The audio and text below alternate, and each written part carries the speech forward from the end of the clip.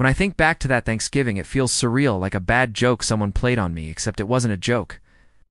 It was my life, my money, and my relationship unraveling in front of me.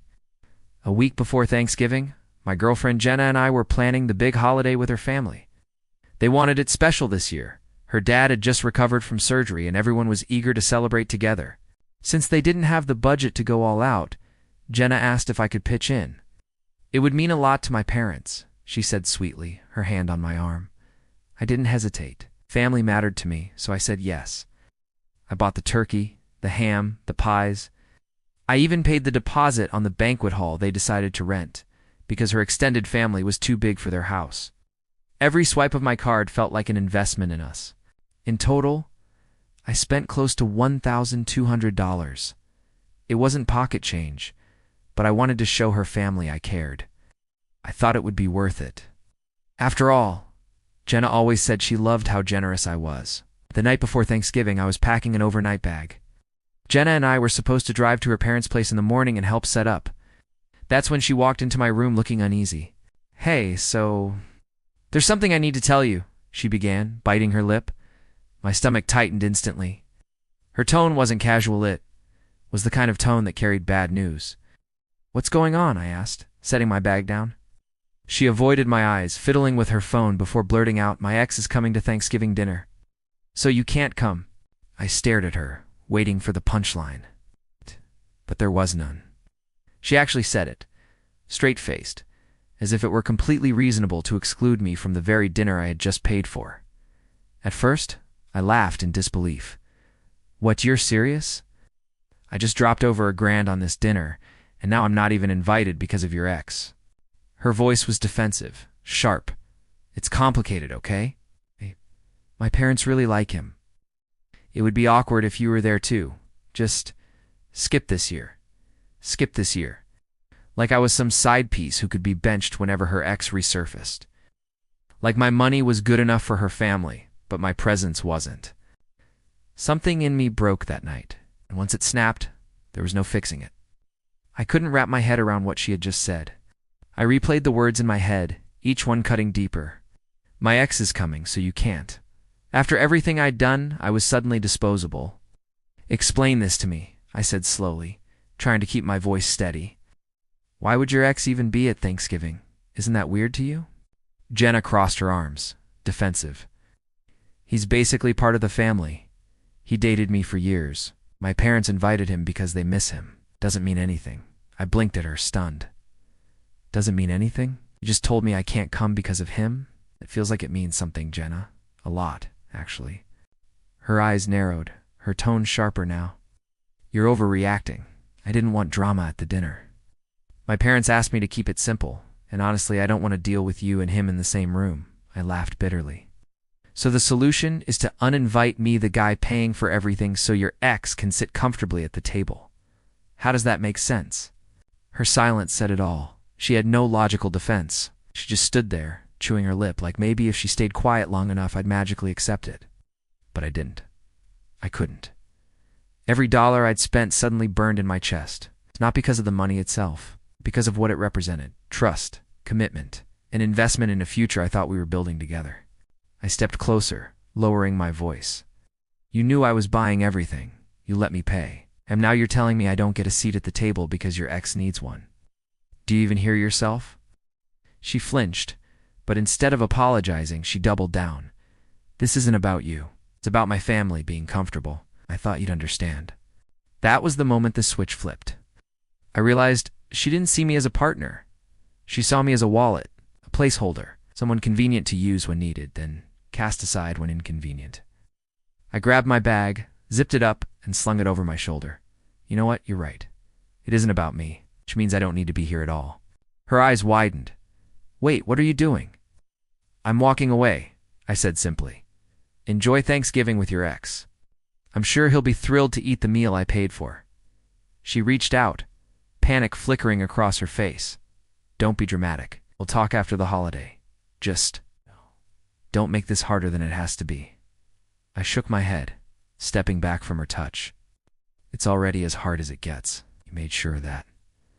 And with that, I walked out the door, leaving behind not just the holiday dinner, but the entire illusion of what I thought we had. I drove away in silence, my hands gripping the steering wheel like I was holding on to the last piece of my dignity. Jenna called nonstop, her number flashing on my phone, but I ignored it. Every ring felt like another stab. I parked at a nearby diner just to think. The smell of coffee and pie didn't comfort me. It reminded me of all the meals I'd prepared for her family, all the effort I'd put in, and how easily it had been dismissed. Her texts poured in. "Please, just come back. We can fix this." I didn't mean it that way. "You know I love you." Each one was another reminder that she didn't understand the magnitude of what she'd done. I wanted to scream at her, tell her exactly what she'd cost. Me, not just the money, but my trust, my respect, my time. But I didn't. I realized screaming wouldn't change her. She wasn't sorry in a meaningful way. Instead, I deleted her messages. Not in anger, but in clarity. Each deletion was symbolic a statement that I wasn't engaging in her chaos. I wasn't giving her the power to keep me tied to someone who clearly didn't value me. The diner was quiet, the few patrons murmuring to each other, oblivious to the storm I carried inside me. I ordered a coffee, black, no sugar, and stared out the window. The leaves were falling, golden and red, like everything in my life was shedding what didn't belong. I thought about the money I had spent. Sure, it stung financially, but it hurt more knowing she had used it to show off for her parents while treating me like an option. She hadn't just crossed a line, she'd built a wall between us. By the time the waitress brought my coffee, I felt a strange calm. I realized something. I wasn't just hurt. I was free.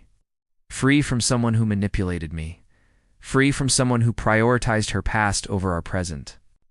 I texted my best friend, a short message. I walked away. Thanksgiving is her problem, not mine. His reply was immediate. "Good. You deserve better. Don't let her pull you back in." I smiled at the screen, finally feeling supported instead of betrayed. I spent the rest of the day walking around, clearing my head, thinking about the future. This wasn't just about a dinner or a holiday. It was about learning what I would and wouldn't tolerate in a relationship. That night, Jenna tried calling again, leaving frantic voicemails. I didn't listen. I couldn't.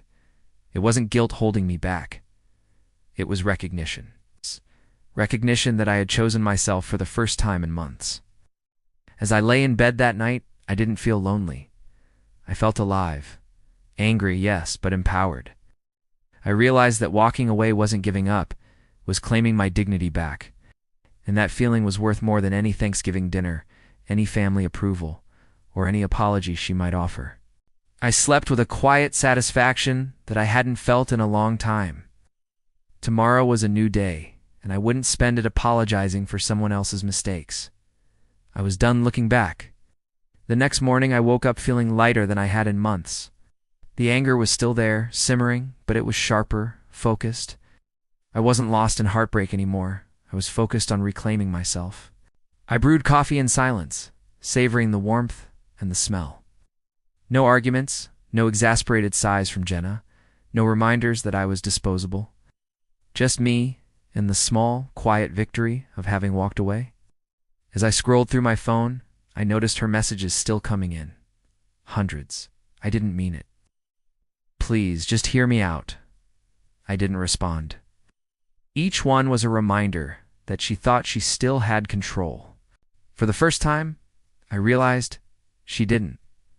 I had control over me, over my life, over how much of myself I would give to someone who didn't respect me. That realization was intoxicating, almost like breathing fresh air after months underwater. I spent the day organizing my finances, taking note of what I'd lost in the Thanksgiving fiasco. It hurt, yes, but more than the money, I felt proud. I had invested in her family because I wanted to, not because I was obligated. That intention was mine, and it couldn't be stolen. Later, I called my best friend, and we met for lunch. We laughed, shared updates, and slowly I felt the weight lift. Talking about the situation with someone who understood helped me separate my feelings from the chaos Jenna had created. I began making plans for myself, small ones, at first going to the movies alone, finally picking up a hobby I'd neglected, even splurging on a little weekend getaway just for me. For the first time, I was prioritizing my happiness without guilt. Friends reached out too, checking in after hearing about the drama. Their support was unexpected, but deeply grounding. I realized that walking away didn't isolate me. It connected me to the people who actually cared about my well-being. By evening, I drafted a message to Jenna. It wasn't angry. It wasn't pleading. It was final. I've walked away. Thanksgiving, your ex, your family, none of it matters. I'm done. Don't contact me. I hit send and felt a strange calm wash over me. That night, I went for a walk, watching the sun dip below the horizon. The air was crisp, the streets quiet. I felt a clarity I hadn't experienced in years. It wasn't just relief. It was the thrill of realizing I could survive betrayal, humiliation, and selfishness intact. I returned home and sat quietly, reflecting. The holiday had been a disaster, yes, but it had given me something invaluable: perspective. Jenna's priorities were never aligned with mine, and that's okay. I finally saw her clearly. As I lay in bed, I didn't dread the future. I was ready for it. Alone, perhaps, but not lonely. Stronger, wiser, and more aware of my worth than ever before. Thanksgiving had turned into the day I found myself. The weeks after Thanksgiving were oddly peaceful.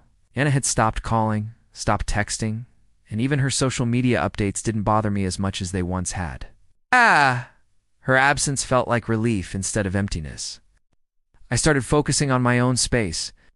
I reorganized my apartment, bought a few things that made it feel truly mine, and even hung up some art I'd been putting off. Every small choice felt like reclaiming control. At work, I threw myself into projects I'd been postponing. My energy returned. I noticed people responding to me differently, not because I'd changed fundamentally, but because I carried myself differently now. Confidence is noticeable, even silent. One evening, I ran into Jenna at the grocery store. She tried that fake smile, that "I'm happy to see you" grin, but it fell flat. I nodded politely, keeping my distance. She opened her mouth to speak, but I didn't let her. Silence said more than words ever could. I realized she expected drama, expected guilt, expected me to beg or justify my decision. But I didn't. I had learned that my life didn't need her validation, her approval, or even her presence. I was enough on my own. And my friends noticed the change too. They'd always told me she didn't treat me right, but I hadn't listened. Now, they said, I seemed lighter, calmer, freer. Their support reminded me that relationships should lift you up, not break you down. I started planning small get-togethers with friends, even hosting a casual Thanksgiving, just for those who truly mattered. There were no exes, no manipulations, just genuine laughter, food, and connection. It felt like a real celebration for the first time in years. Financially, I had recovered too. It stung to lose the money I'd spent on our family's dinner, but I turned it into a lesson. I began budgeting more carefully, investing in myself first, and prioritizing my own needs. Every cent spent was now a conscious choice, not an obligation. Months passed, and Jenna's attempts to contact me became sporadic. A message here, a comment there. I read them, nodded, and moved on. My heart didn't race. My peace didn't falter. I'd learned that closure isn't about her acknowledgement, it's about my acceptance. By the time the next holiday season rolled around, I had created new traditions. I invited friends, cooked for people who valued me, and even volunteered at a local shelter. My focus had shifted entirely from someone who rejected me to the life I was building. Most importantly, I stopped thinking about what if. What if I had stayed? What if I had begged? What if I had compromised my self-respect? None of that mattered anymore. I had walked away, and in doing so, I had gained something far greater: myself.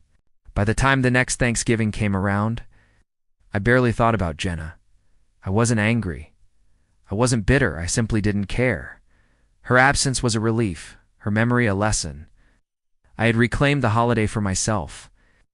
I hosted a small dinner with friends, the people who truly mattered. Laughter filled the room, not tension or silent resentment.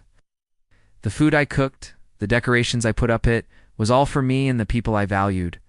For the first time in years, I felt included, appreciated, and seen.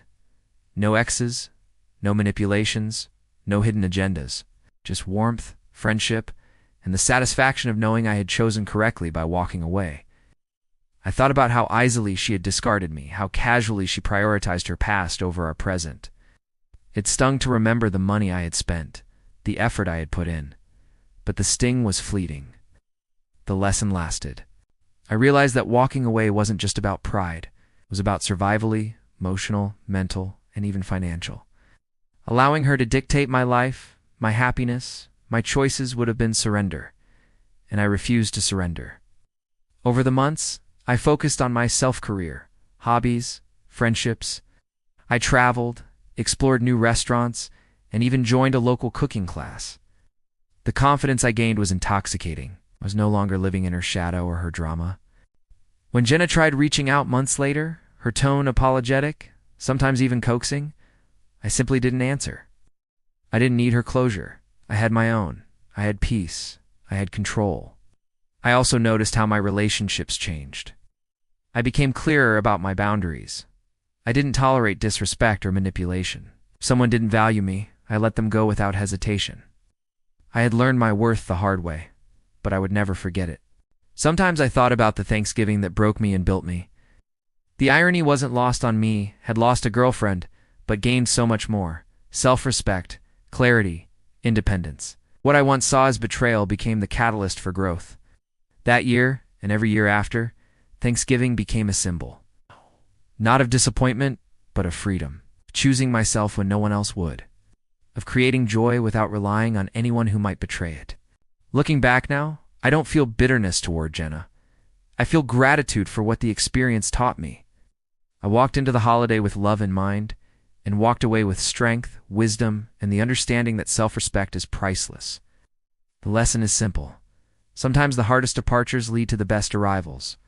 And for me, leaving that toxic relationship, standing my ground, and never looking back, was the most important gift I could have given myself. If you've made it this far, go ahead and hit the like button, subscribe, and share your thoughts in the comments.